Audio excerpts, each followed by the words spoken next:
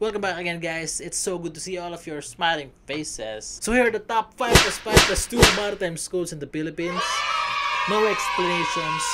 Straight, rekta, sagot lang ng sagot. Let's go. Let's do this. Number 1, Maritime Academy of Asia and the Pacific. MAAP. Top 1. Hindi John B ang number 1. MAAP. Number 2, PMA. Philippine Merchant Marine Academy. Because it's like MAAP. Bruh. It's like MAAP. But more cooler. More cooler. Number 3, Lima. Lyceum International Maritime Academy. Hindi ko alam kung nasan yan. Hindi ko rin alam kung bakit top 3 yan. Meron ako nabasa na post. Top 3 daw siya. So kung bibigyan natin. Top 3. Number 4, John B. Lacson Maritime University. Hindi John B. number 1. John B. number 4. 4. John B. number 4. Number 5, NYKTDG Maritime Academy. Nakapunta na ako dyan actually. Malinis naman siya. Wala akong nakikita ng estudyante. Pero baka nag-aaral sila. Nag-aaral siguro sila.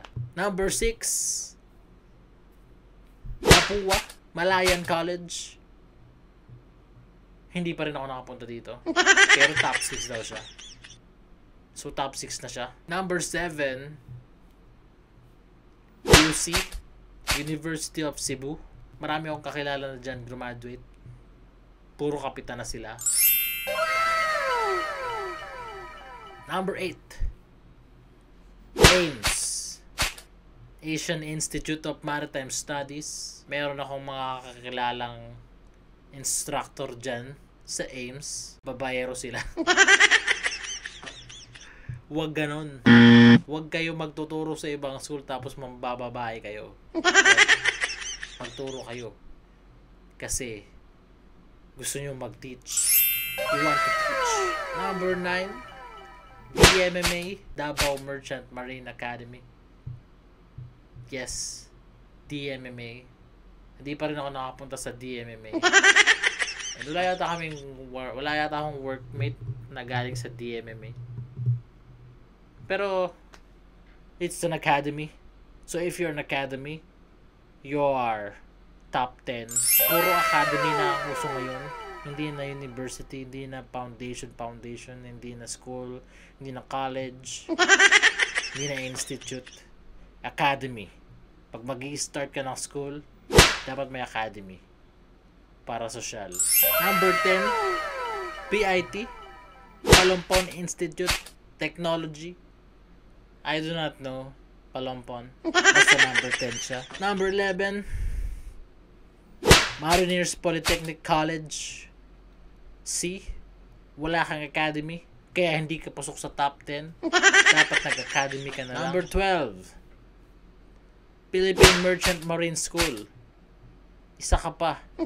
Wala ka din academy, kaya hindi ka sa top 10. Kung nag-academy ka, baka nasa top 10 ka.